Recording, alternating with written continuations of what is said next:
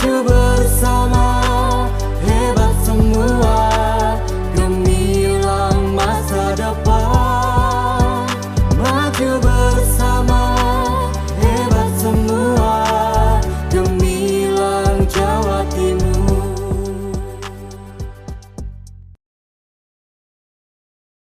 Bapak Ibu, kita berjumpa lagi ya. Berjumpa lagi dalam acara workshop peningkatan kapasitas trainer tata busana, merancang mode busana muslim, dan juga merancang mode busana. Kita prakteknya ke sustainable fashion ya. Jadi nanti tanpa pola itu bisa menghasilkan gaun seperti ini. Kita masuk ke sustainable fashion. Nah, pasti sustainable fashion itu dia. Jadi untuk mencegah fashion yang limbah-limbah fashion yang sangat banyak itu, makanya di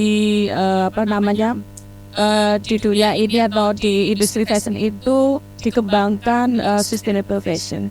Terutama untuk sustainable fashion yang paling kita kenal itu adalah zero waste ya. Apa sih zero waste itu? Nanti kita pelajari. Next.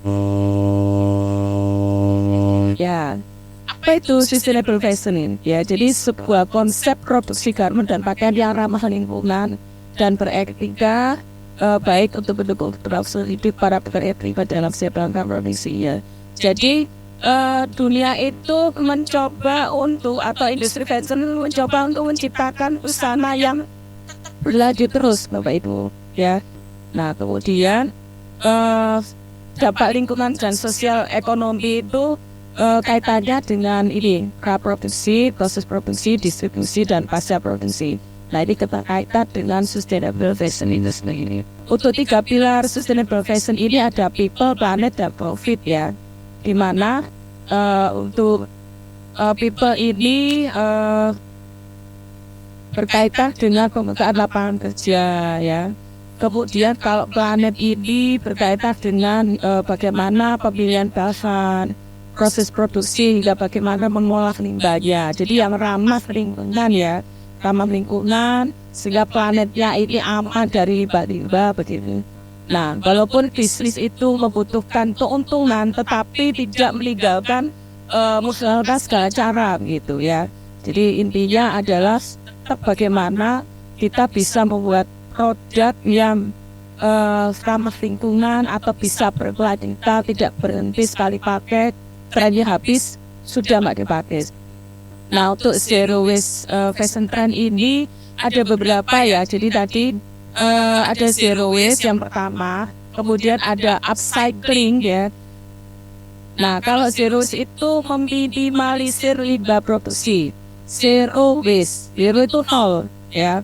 Waste itu pembuangan sampah, limbah. Jadi nol sampah. Jadi bagaimana membuat baju yang tidak ada sampahnya. Kemudian yang kedua upcycling, memodifikasi. Jadi baju-baju yang sudah ada itu dimodifikasi, digabung-gabungkan menjadi desain yang baru. Ya, orang menyebut ada yang vintage, ada yang upcycle, ya. Jadi misalnya busana atau meja pria, nah, itu kadang-kadang udah bosan ya, modelnya begini, modelnya udah bosan. Nah, itu bisa dimodifikasi menjadi busana anak, menjadi daster, menjadi fashion yang baru digabungkan dengan jeans atau apa, itu menjadi fashion yang baru. Kemudian sustainable material ya, material eco-friendly. Nah, sehingga ada di negeri Bangladesh itu pernah saya baca, dia itu menerima limbah apapun, pokoknya terkait dengan fashion ya, kait-kait tekstil dan sebagainya, itu diolah Bapak Ibu, dihancurkan ya. Jadi pakaian-pakaian bekas, kemudian limbah-limbah kain itu dihancurkan, kemudian diolah lagi, dipilin menjadi benang. Kemudian berikutnya recycling ya. Recycling artinya mengelola ya. Jadi mengelola itu dari kain-kain, dari baju-baju yang sudah tidak terpakai, kemudian divariasikan, dibuat patchwork atau apa, nah itu diolah lagi menjadi baju lagi. Kemudian ada consumer education, yaitu memberikan edukasi kepada masyarakat atau kepada konsumen. Berikutnya kita masuk ke zero waste fashion. Jadi zero waste fashion definisinya adalah salah satu konsep desain fashion yang bertujuan untuk meniadakan atau setidaknya meminimalisir limbah produksi pakaian sehingga sedapat mungkin tidak menghasilkan buangan sampah atau sisa. Jadi diupayakan nol sampah, tidak ada sampahnya, ataupun misalnya ada sampahnya tapi sedikit sekali, ya.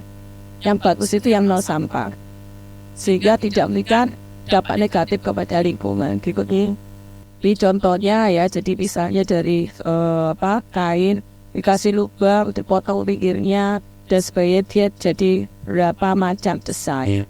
Dimulai dari pembuatan desain, pola yang tidak banyak detail, serta penggunaan bahan yang ramah lingkungan. Jadi ciri-ciri busana zero waste ini desainnya tidak terlalu rumit ya Bapak Ibu ya. Tapi kalau dipakai dia memang tidak bisa mengikuti bentuk tubuh atau body fit ya.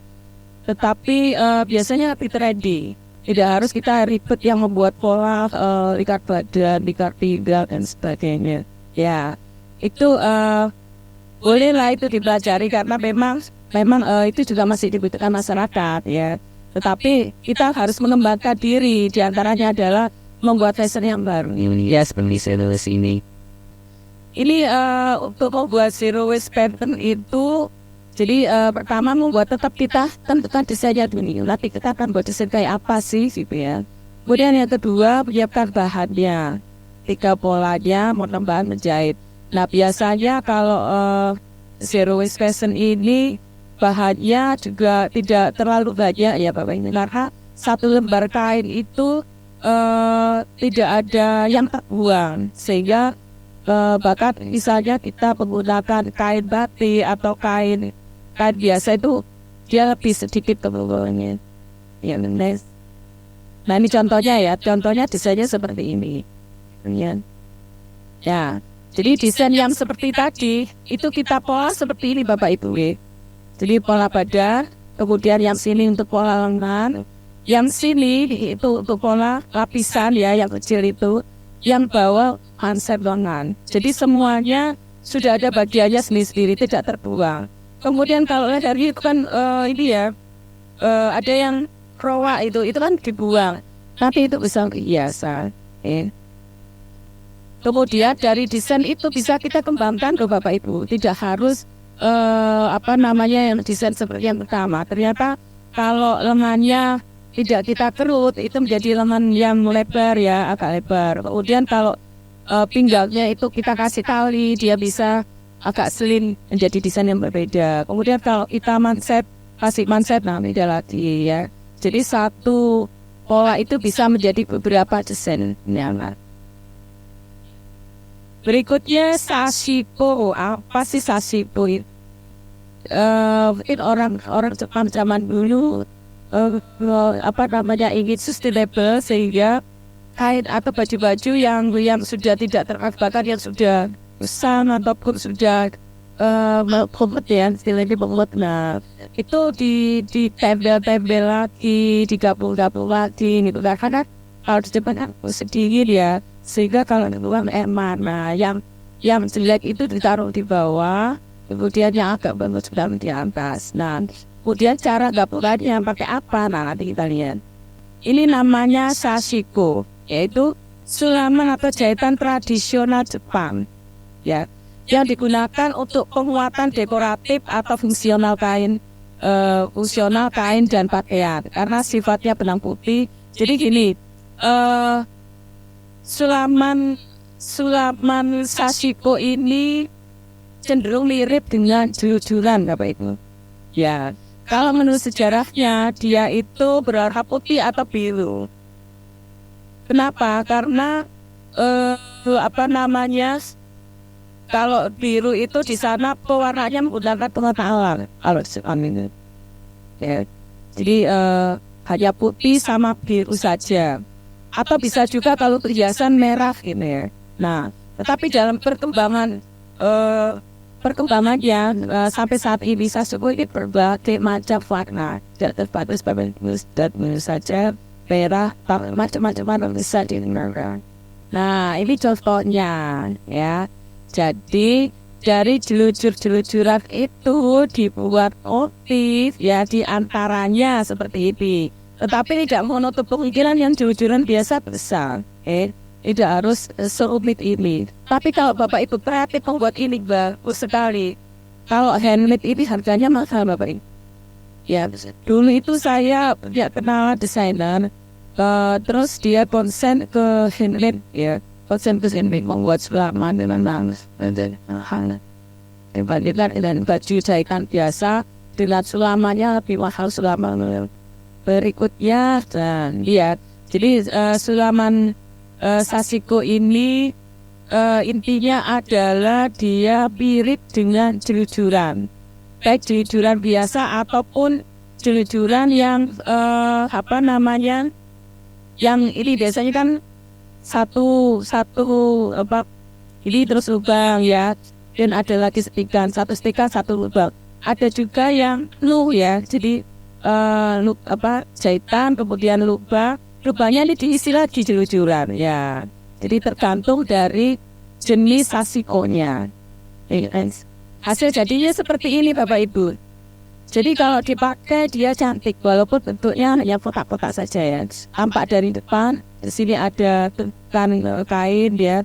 Kemudian yang dari samping ya seperti itu ada volumenya. Kalau kita jembreng seperti itu hasilnya. Belakang seperti itu.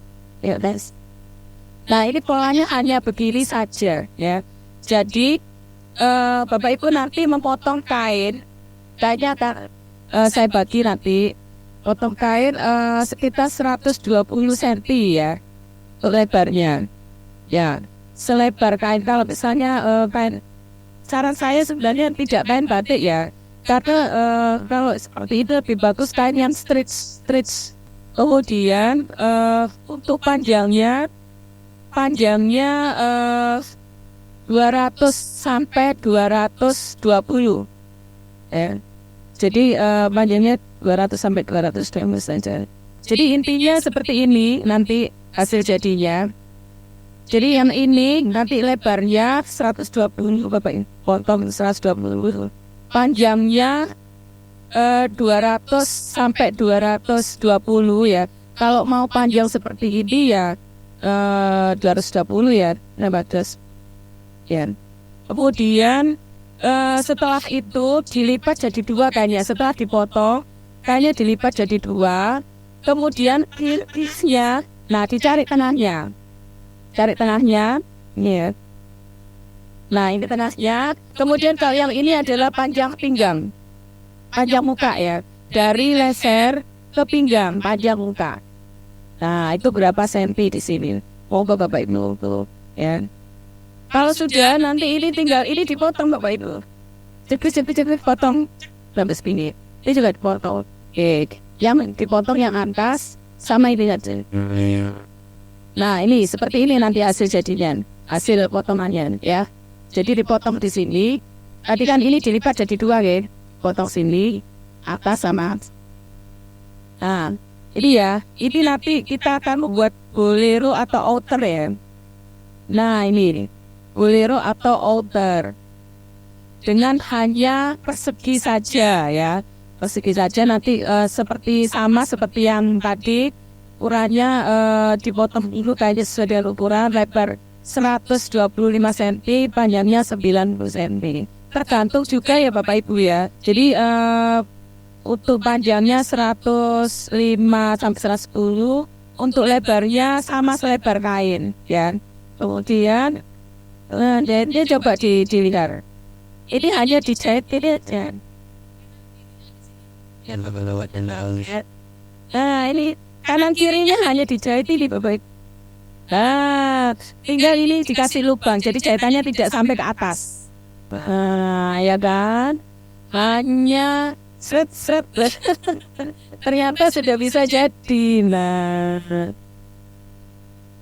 iya, ya kan Bapak Ibu ya, dan Luar biasa nih bapaknya kepilihan. Nah, nanti ya kalau mau depannya disatukan, coba.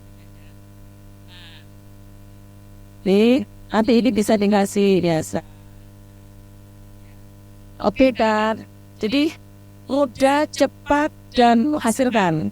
Ya, oke.